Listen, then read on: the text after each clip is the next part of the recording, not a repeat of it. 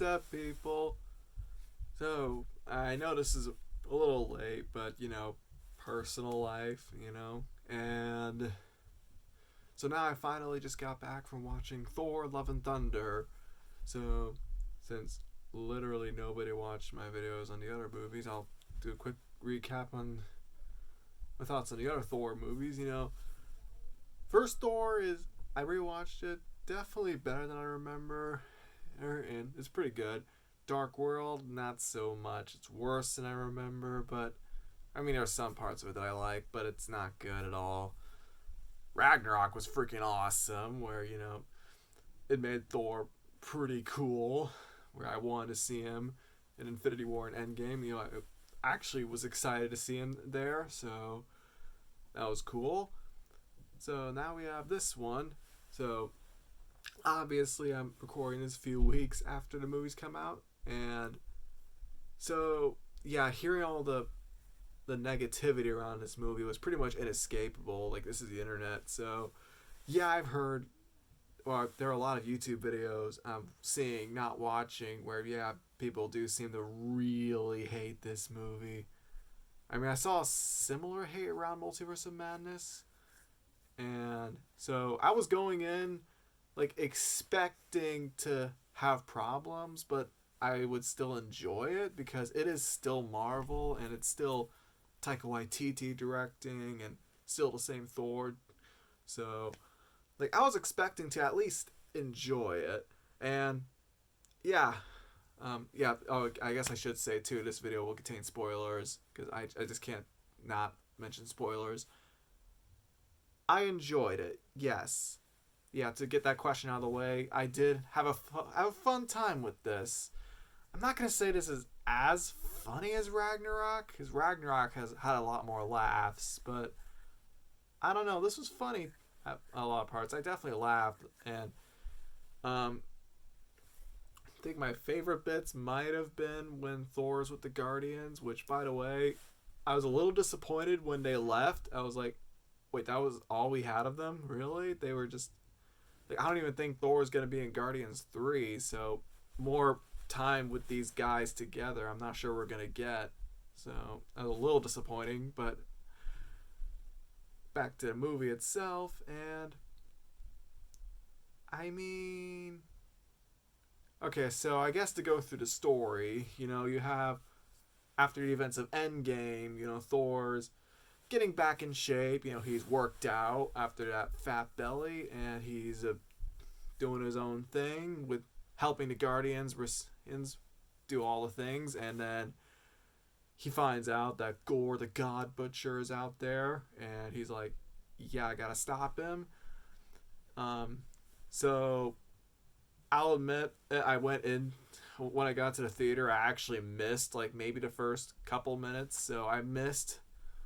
Like, I saw Gore or go up to the guy that he was talking to before he killed him. Like, I got to that part, but I didn't see anything before that. So Gore. Well, I know he's played by Christian Bale, so he's pretty cool. I like him as Batman, and I like him in this. So like, I know the motivation behind him, where he's like, oh, he hates, like, he like worship the gods and all that. He wants to, like, he did all that, but then when he asked for help, they wouldn't do it. Like, he has a daughter that he wants, but they wouldn't help him because they're gods, and sometimes they're a little selfish.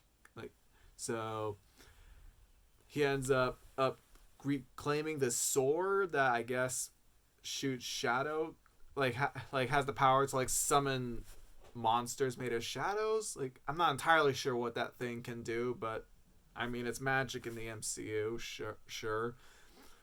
So then you got Jane coming in, and hadn't seen her since Dark World, and I mean, it was cool seeing her again, even if I thought she was okay in the first two movies. She finds the pieces of Mjolnir. Oh, also that whole Ragnarok like play, that was actually really hilarious, I thought. And you have the pieces of Mjolnir being just after they were destroyed by Hela. We all know that, and they end up coming back together and giving Jane her powers, or Thor powers, because apparently she has cancer. So, I mean, I'll admit I was a little lost. Why did they do that? But they wanted to save her life. Then I have to remember, oh yeah, this movie really beats you in the head with the fact that Mjolnir and Stormbreaker are sentient. Like, they are like, they're not just magical things that you just fight things with. They are like full-on sentient, alive things, which maybe there were hints about it before, but this movie like really showed that. Like with the whole Stormbreaker is getting jealous, which I'm not sure. I mean, a little funny, but I didn't find it as funny as other people. And so yeah, Jane's Thor now.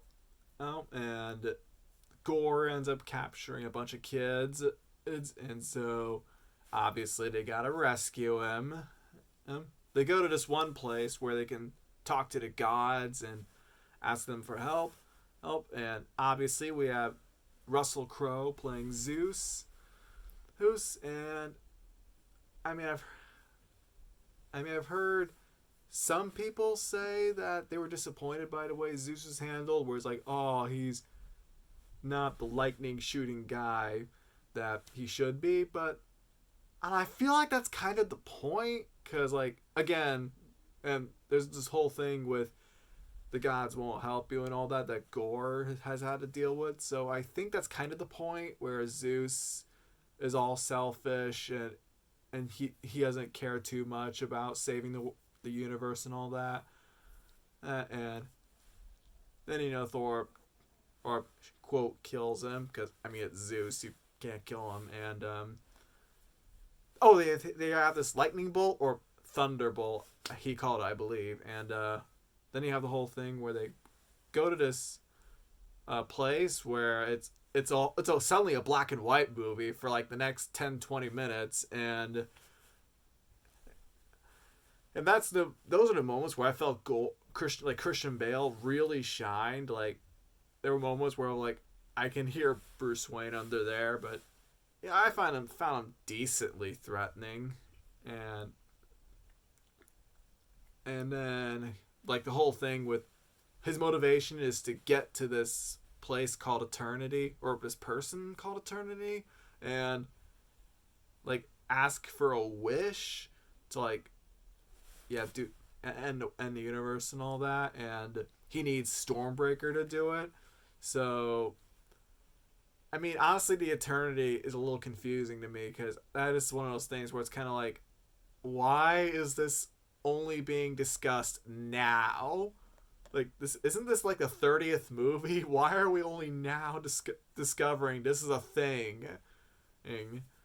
Like, so like, why didn't Thanos go to it and ask to wipe out half the universe instead of grabbing the Infinity Stones and all that? But that's a whole other discussion. And so then, trying to think. Oh, and yeah, Jane is dying still.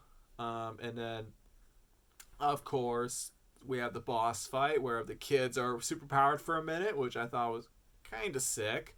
And eventually Jane comes in and they end up fighting Gore more and more, and then talk to Eternity, and Thor is able to convince him that he wants to resurrect his daughter instead. And he does that, has a change of heart, so, which I found okay, but I don't know, I didn't really feel the redemption arc from him.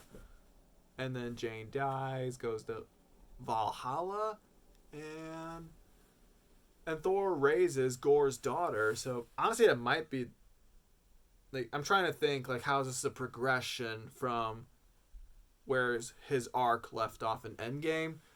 So now he's a father, so I mean, that's pretty cool. And then the credit scenes happen. Obviously, we should expect them. Hercules is here, so that's actually kind of exciting. And then there's and also Heimdall cameo in Valhalla, which just loved seeing him again. I'll just say that. And I don't know. Is this movie perfect? Um, I I'm not sure. Well, obviously it's not. No movie's perfect, but I one complaint I think I heard was that this movie is a little too silly to the point of like ruining emotional moments. Which I mean, Ragnarok I thought was maybe a little too silly at a couple points, but I still thoroughly enjoyed that. But I don't know. I don't think I wouldn't say the same thing here. Just there, I mean, yeah, there were definitely a few moments where the comedy kind of killed the mood, but it wasn't like awfully dumb.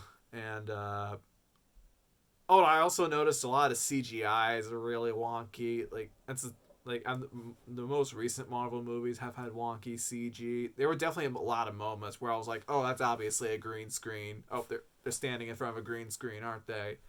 So I definitely killed it a little, but I don't know. I still had a good time with this. Like I don't know. Maybe as I think about this movie more and more, I'll rewatch it later. But maybe as time goes on, I'll look back on this movie and think it's not that good because the same thing happened in Multiverse of Madness, kind of. Well, I'm still a little mixed about Multiverse of Madness. Like I like Sam Raimi's style and I enjoyed it, but there are definitely issues. This one might have that effect on me too. Maybe I'll look back on it and see the flaws, but as of now, I think it's pretty decent, maybe good, but I'm not sure. Again, I'm gonna let time figure that out for me. So yeah, that's my thoughts on Love and Thunder, and can't wait for the next Marvel movie we have coming. So peace.